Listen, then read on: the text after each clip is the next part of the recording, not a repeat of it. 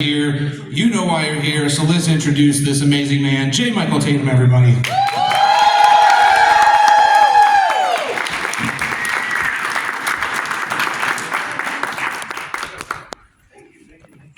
Thank you. Hi, everyone. Hello. Hi. Open your textbooks to pages 79. We're going to pick up with chapter 4. I hope you did your homework. There will be a pop quiz. Question number 1.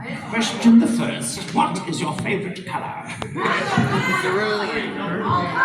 Wrong. Somebody's flying away. Oh, I love being on the quiz. I'm just lay down and take a nap. Can I just... Right, yeah. That's usually This is nice. This is nice. Especially when it's like a one-on-one, everybody's just like, okay. Yeah, I feel like I should be watching television and just eating snacks. A little bit of Cheetos here and That's there. why I love this show. Well, I must ask, how has Grand Rapids Comic Con treated you so far? Great! It's great. So fun to be here. Like, Kalamazoo, I think I said this yesterday. Oh, yeah, Kalamazoo, sorry, yes. Yeah, do you know where you are? Yes, I do. Well, they used to be called Grand Rapids Spring Fling, and then Right. So yeah, I still see some Grand Rapids signage. It's fine. I'm from Dallas, McKinney, Texas, but it's part of Dallas, and their sister city is Fort Worth, which is 30 miles away. So people just say Dallas, Fort Worth, but when you get there, they're like, no one from Fort Worth, no one from Dallas, but it's all the same metroplex area, so I get it. It's fun. I said this yesterday. I really thought, until I got here, that Kalamazoo was fictional. I didn't know it was a real place. I was like, is that a real place? Because it sounds like something Bugs Bunny would say, like, oh, I should have turned left at Kalamazoo. And I was like, oh, that's a real... I used to not think Albuquerque was real either for the same reason, so that's on me. Albuquerque? No. It shouldn't be, but it is, I'm afraid. Neither should Ohio. There's certainly places in Texas that seem fictional, seem like they were written by Stephen King. Let me take my coat off because it's a little warm in here, actually. I'm very hot natured, so 30 degrees. Oh, thank God. the power of the sun. Yeah, it's funny. We told people like we were seeing this weekend, or like, hey, you want to come out to eat? Oh, we're going to be in Kalamazoo this weekend. They're like, just say you don't want to come. My God, like, we get it. I'm like, no, it's a real place. I swear to God. But yeah, no, it's been great. It's been really fun. I like a nice chill. Everyone's got a good vibe. It's really fun. Like, can I ask a question though? Because it's been given me to understand that marijuana is legal here. Yes, it is. So last weekend I was in Missouri, another small town called Cape Girardeau, which I didn't even know was not fictional or real. I never heard of it until I went there, and it was also really cool. Weed, also legal. What's going on? Because it just kind of makes me angry because I'm from Texas and it's not legal there, but it's legal in Missouri and it's legal in Michigan. Yeah. God damn it! They have it in New Jersey now. It's spreading. Texas needs to catch up. He's like, money. I'm like, yeah, so we can make so much money on that. Oh my God. They're like, we're good. I just really want to be able to get my parents high because if anyone could use it, it's them. Oh my. Can you imagine the dinner It's party? possible, like, but it's legal, mother. Have a gummy. Sorry, I shouldn't have said that. Anyway, voice acting. How It's that kind of How is event. marijuana influenced? No, I'm just kidding. I mean, if I had known it was legal before getting here, I would have brought a lot more money with me. What? We're only halfway through the weekend. What a surprising, in a good way, type of town. You're welcome. You said that like that. You worked really hard. Also, I love this boxed water. I've never seen one of these before either. I feel like I've been under a rock for the past 10 years. I feel like I'm just eating a carton of egg whites. Oh my Or gosh. some eggnog, if you will. Chris says. All right. You got questions for me? Yes. My name is Shane. I'm moderating. I'm going to ask a few questions at first, and then if anybody wants to answer or ask some questions, we will have you step up to the mic here in a few. So, my first question is, what first drew you into the world of voice acting? My friend drew me into it. A gentleman named Chris Bevins, who was a director for Funimation back when it used to be called Funimation. It was Dallas Studios that were responsible for, among many other things, the Dragon Ball Z, just the Dragon Ball franchise dubs were all done for the most part at Funimation, and so it was the thing. I could be a voice actor in Dallas, Texas. Who knew? And I had a whole other job. I had no designs on being a voice actor. I grew up on stage and loved it, but then I kind of got out of it to pursue, work that actually paid. And, as is kind of common when you're creative, you're like, oh, this is really fun, but it'll never make ends meet, so I gotta be responsible and have like what they call a real job. So I was doing that for years, and then out of the blue, my buddy Chris, who I knew, he was a director, thought it was really cool, had no designs on him, or to get to be like, well, people say I have a nice voice.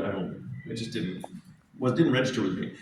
And he called me up one day out of the blue and was like, hey, I'm directing a new show coming down the pike, and I need some new voices. And, because in those days, just 20 some odd years ago, the talent pool was fairly narrow. It just, dubbing was kind of beginning to catch on and become a bigger business, but it was still quite a few years away from where it is now. So in Dallas, there was maybe about 20, 30 actors that you'd see here all the time because they were good at it, and because there just wasn't a lot of actors in Dallas. It's not an acting market. There's a theater market, but so there wasn't a lot of voice actors. That has since changed. So they would just kind of actively scout out people and go to theaters and be like, hey, you like your voice, whatever, more or less.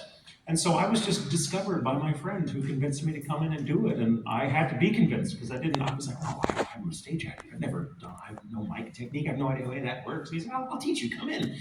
And we did. And true story, like he only got me in finally because he said, look, you're just gonna lay down the scratch track, which is the thing. It means you're not gonna be in the show, you're just laying down like a track for whoever is gonna come in and record. Like you're the timing guy. So, because whatever. And I didn't understand how any of it worked, so I'm like, that sounds reasonable, of course. You would waste time on recording two people for the same role, and only one of whom will hear it. So I went in and we recorded for like 4 hours or something like that, and going through like 2 or 3 episodes worth of content, because he wanted to hear me on a pretty substantial character for my first time out. And when we were done, he was like, all right, out of the booth, monkey, and I came and signed a bunch of NDAs. Which I didn't read very closely. They weren't NDAs at all. And when I was done, I said something glib like, how do you guys get anything done?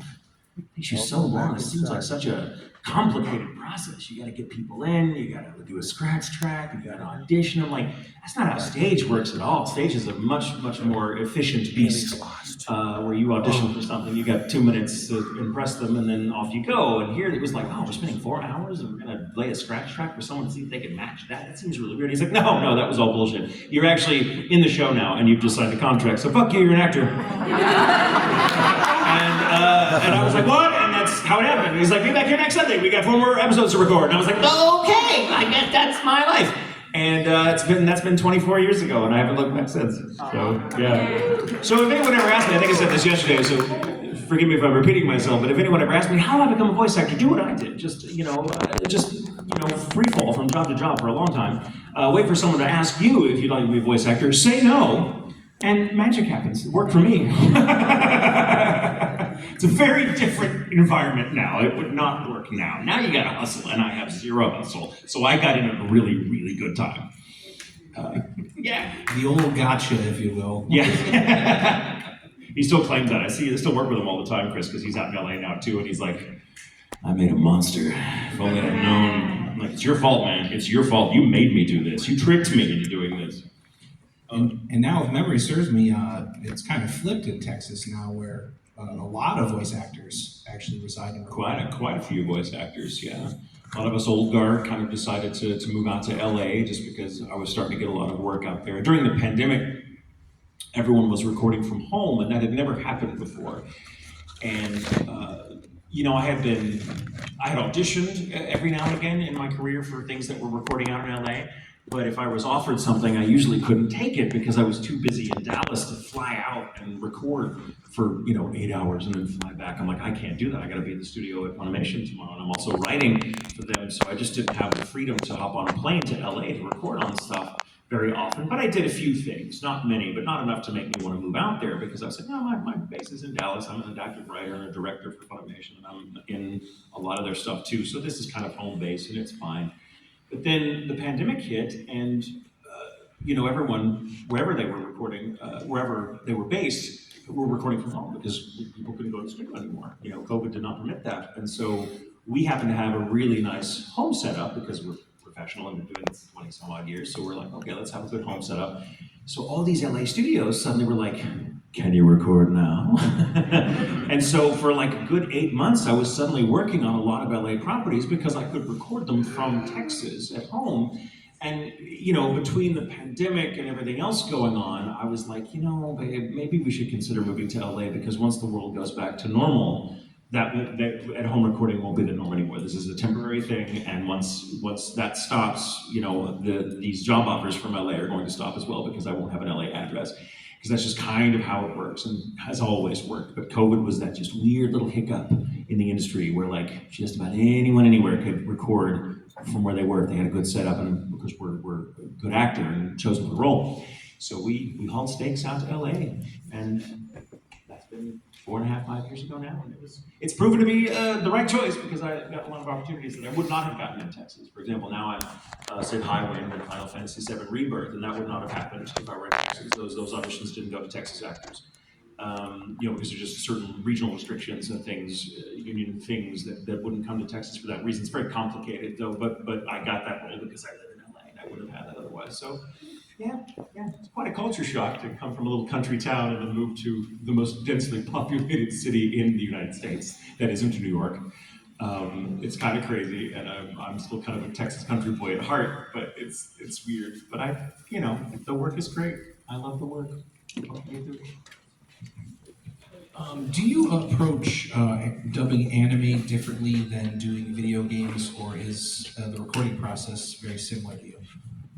There's some differences and similarities. There's kind of a Venn diagram. There's on the one hand, so the big difference, the two large methods of recording that kind of cover everything is dubbing and prelay. Prelay is stuff that they record you before it's animated. There may be some concept art, there may be storyboards, there may even be some rough animatics, but your performance, you're not having to time it precisely to what you're seeing. There's a lot of wiggle room because it's still in development.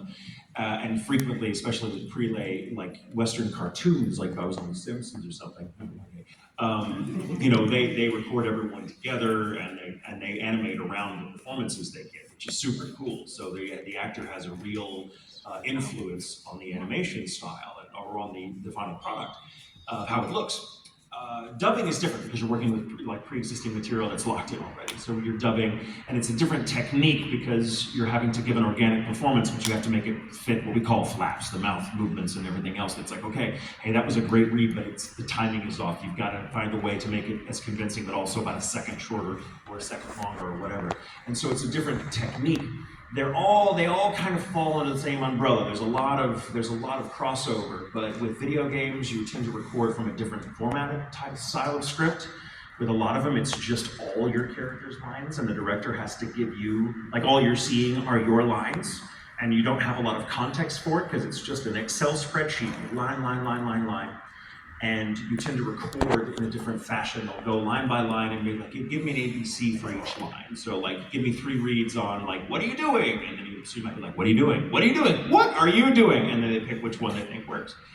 And they give you, and the director's job is to give you some context. Oh, so you're in a fight here, so give it a little bit of that kind of energy, so it changes the read.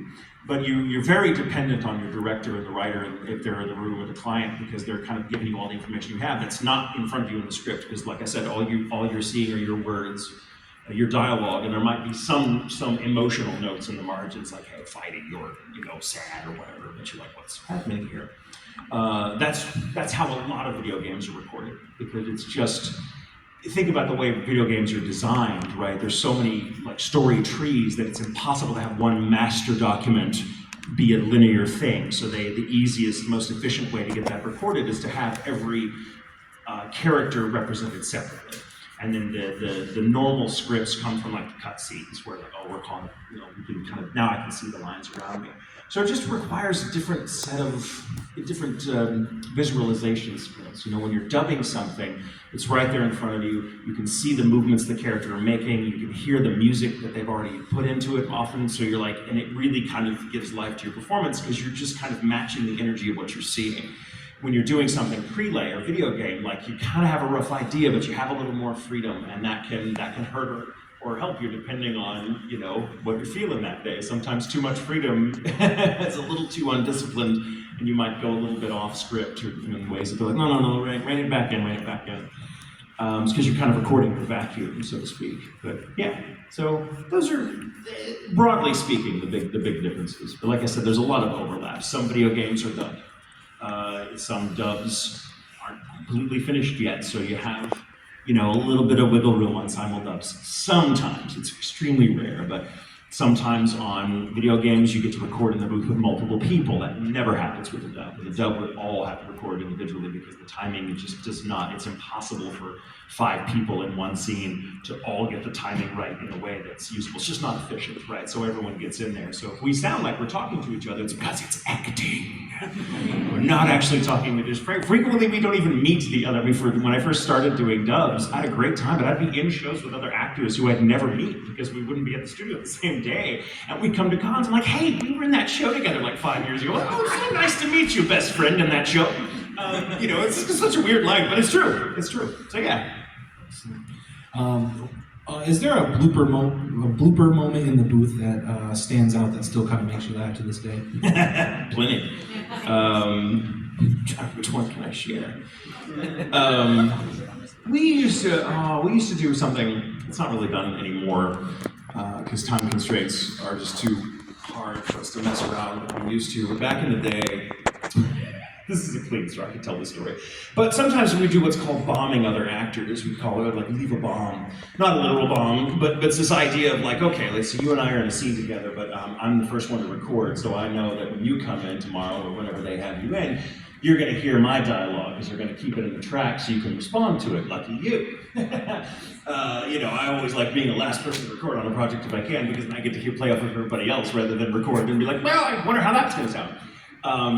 So if I'm doing that, then I'm like, oh, okay, Sean, I'm gonna do a little thing where I'm gonna say a line, but I'm not gonna say the line as written. I'll give them that, and they have that in the data bank to use, but I'm like, can I leave a bomb for Sean when he comes in, because I really wanna just mess with him. So I might say something you don't expect, and like something rude, and you come in, and the job is to try to mess up that other actor to be like, what do you think? And you're like, whatever. And the mark of professionalism is you hear someone say something awful in your pre-roll that shouldn't be there, and you just ignore it and do your job.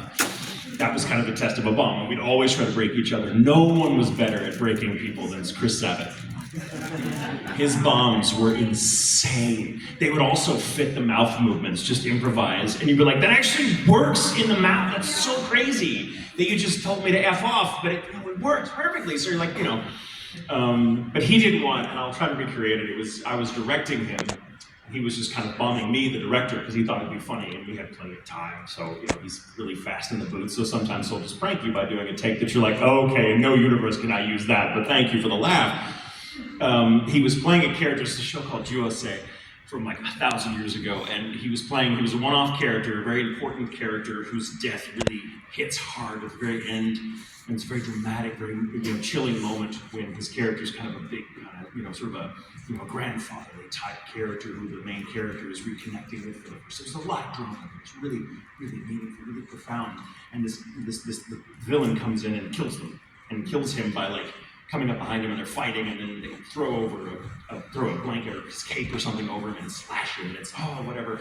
And he's he has to react to all this, and so what you want to hear as a director is him be like, you hear fighting noises and you hear the scream as he gets slashed, and he goes down on his knees and the cape falls, and you just see his face as he's looking at the person who's betrayed him. He's like, whatever, and then he expires. Right. That's what it should be. Chris comes in, and because there's no flaps for a few moments, because the cape's over the character's mouth as he's being slashed, you hear Chris go, what's going on? And they slash him and goes, oh! And he falls, and he's sitting there, it's like, oh, geez, and it all looked beautiful. Like if it had been in comedy, it would have fit perfectly, and we'd have been like, cut, print, crap. But I was like, okay, and that stayed with me for years. But that's the cleanest version of a bomb I can give you. Most of them are pretty awful and should not be consumed by the general public.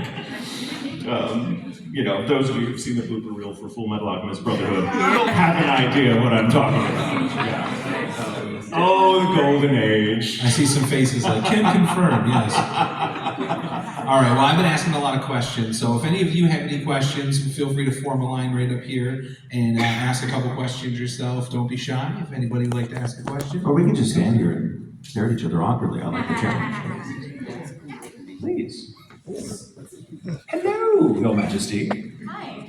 My question is there one line of Sebastian's from Black Collar that you really enjoy saying? Yeah, of course. It's the line, because it always gets a reaction all these years later. It's simply one hell of a Butler line. Say it. Just say it. You want me to say it? Okay. You have to read me, and you have to say, Sebastian, I order you to say the catchphrase. You're not supposed to, I can't stop you. So, read me it. Sebastian, I order you to kill this man. No. I'm not gonna kill someone. No, the line, I'm gonna say line. That's good. I love your energy. That's a great bomb you just left me. Let's do one more. Let's say, Sebastian, I order you to say the line. Don't make me kill someone. It's Saturday. Sebastian, say the line. I order you to say the line. Sebastian, I order you to say the line. Well, after all, I'm simply one hell of a ball player. Thank God that's the voice I get to do all the time, and I'm not Cliff Chapin doing Bakugo from My Hero, where he just screams all the time. Like, I will be able to do that voice into my 90s, thank God. Cliff is lucky if he'll be able to talk for another 4 years. Hello. Hi. Throughout your entire career of performances, is there one performance that you dislike or absolutely hate, and would you erase it from existence, if you could? What, do you have one? Seems like a pretty loaded question. Like, what's your, no, don't tell me, I don't want to know. I'm just curious. No, but it's a good question. And if you'd have asked me when I was starting out, I would have said just about everything I recorded. Because actors, we don't like our own stuff. And we're like, oh my God, it's terrible. And that's why you need a director. The director's job is to just tell you to stop. Like, please stop, we have it. There's a story, I forget what painter it was, it may have been Manet, whose stuff was hanging in the Louvre, and he was famous for just showing up to the Louvre, the most famous art museum in the world that's open to the public. His stuff would be hanging in the Louvre, and he'd show up with paints and be touching up his own stuff. And a security guard would have to be like, it's done, it's hanging in the Louvre, let it go. And it's a good life lesson, right? And as I've been doing this for so long, I have a different relationship to what I do now. So I almost never watch anything I've done. Because for me, sometimes I will. Sometimes if I'm the target audience for a particular show, I'm gonna watch that and just pretend that's not me, because it's really hard to watch yourself or hear yourself. But when you're starting out, it's really essential that you do that, because you need to know what you sound like. You need to know where your voice works and where it doesn't. So there's kind of a fine line between being hypercritical of what you do and being too accepting and thinking, I'm amazing. And there's always room for growth, but there's always something you're doing right as well. So you got the job. Trust your directors, your producers, your crew to know what works and what doesn't. That's why actors need direction. So I don't think I look back and I'm proud of pretty much everything I've done, because I had a good time recording it. For me, it's more about the experience of we had a fun time, I've had some sessions that I didn't like, but it wasn't necessarily about me not being able to connect to the character or whatever. Maybe I just was, off that day or something, and maybe if given a chance, I'd really like to approach that material again, because I was just having an off day. But it's really an entire performance. Because I trust my directors enough to be like, well, they cast me, so I may not have cast me in this, but it's not my job. It's my job to, do right by the people that have given me this opportunity. So my opinion doesn't really matter. And so I always remind myself of that when I start getting self-critical. I'm like, who cares what I think about my performance? It's done, it's hanging in the Louvre. It's let it go, I say. That's your job. You can have an opinion about it. And I encourage you to. That's the fun. But like, I'm done. I don't think about it. So when people ask me my favorite character, I'm like, oh, I don't have a favorite one because that's, you know, that's an opinion. My favorite is whatever I'm doing next. But yeah, so I can honestly say there isn't a performance that I would look back and say, God, that was awful. God, I would never do that again. There might be things I go back and I tweak a little bit. Sometimes you revisit a character after years because the show's been rebooted, like Spice and Wolf, and you're like, oh, cool, there's so much more I can do now because I have more life experience to bring to the table that I didn't have then. That doesn't make the original performance bad.